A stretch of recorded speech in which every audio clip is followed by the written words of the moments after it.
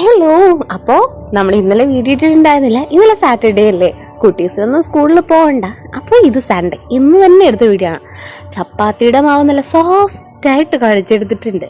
അപ്പോൾ ഇന്ന് എൻ്റെ പരീക്ഷണത്തിൻ്റെ ദിവസമാണ്. പള്ളിയിലൊക്കെ പോയിട്ട് വന്നിട്ട് ഉച്ചയ്ക്ക് ശേഷം നല്ല വിശപ്പാണല്ലോ. അപ്പോൾ കഞ്ഞിയൊക്കെ കുടിച്ച് കിടന്ന് ഉറങ്ങിയിട്ട് എണീറ്റിട്ട് ചപ്പാത്തി വച്ചിട്ട് ഞാൻ എൻ്റെ വെറൈറ്റി പരീക്ഷണങ്ങളാണ് ഗൈസ്.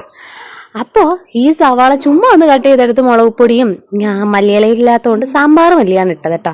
എന്നിട്ട് ഇതാ ഇതുപോലെ ചപ്പാത്തിയുടെ മാവ് ഒന്ന് പരത്തി കൊടുക്കുക. എന്നിട്ട് അതിലോട്ട് കുറച്ച് ഫില്ലിംഗ് ആയിട്ട് ആ സവാള ഇട്ടത് ഒന്ന് വെച്ച് കൊടുത്തിട്ട് അത് നമ്മളൊന്ന് കവർ ചെയ്തെടുക്കണം. നമ്മൾ ഈ പറാത്തയൊക്കെ ഉണ്ടാക്കില്ലേ, ശരിക്കും പ്രൊണൗൺസിയേഷൻ അങ്ങനെയാണെന്ന് എനിക്കറിയില്ല കേട്ടോ. അതുപോലെ നമ്മൾ എടുത്തിട്ട് ഇതുപോലെ 2 ഞാൻ ഉണ്ടാക്കി എടുത്തിട്ടുണ്ട് കേട്ടോ. പിന്നെ ഇത് വെച്ച് എൻ്റെ കലാവിരുതായിരുന്നു ഗൈസ്. ചതുരത്തിലും വട്ടത്തിലും ഒക്കെ ഞാൻ ഉണ്ടാക്കിയിട്ടുണ്ട്.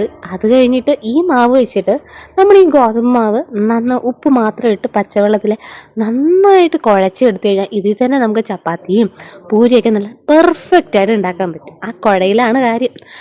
അപ്പോൾ ഇത് നല്ലൊരു ടേസ്റ്റാണ് കേട്ടോ. ചപ്പാത്തി ഒന്ന് മാറ്റി പിടിക്കണം തോന്നുന്നവർക്ക് അപ്പുറത്ത് പാനിൽ ഇത്രയും വലിയ ചപ്പാത്തി കിടക്കാത്തതുകൊണ്ട് ഞാൻ ജസ്റ്റ് അത് മുറിച്ചെടുത്തിട്ടുണ്ട് കേട്ടോ.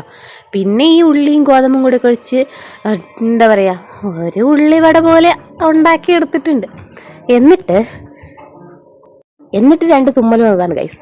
അത് കഴിഞ്ഞ് നമ്മുടെ ക്യാപ്സിക്കവും തക്കാളിയും ഉള്ളിയൊക്കെ ഇട്ടിട്ട് പൂരിക്ക് ചപ്പാത്തിക്കും കൂടെ ഒരു ഫില്ലിങ്സ് കൂട്ടാനോ കറിയോ എന്ത് വേണേലും പറയാം, അതും ഉണ്ടാക്കി എടുത്തിട്ടുണ്ട്. അപ്പോൾ ഇതും തേയിലേക്ക് ഇട്ടിട്ട് പിന്നെ ഇതാ തുമ്മൽ വരാണ് ഗൈസ്.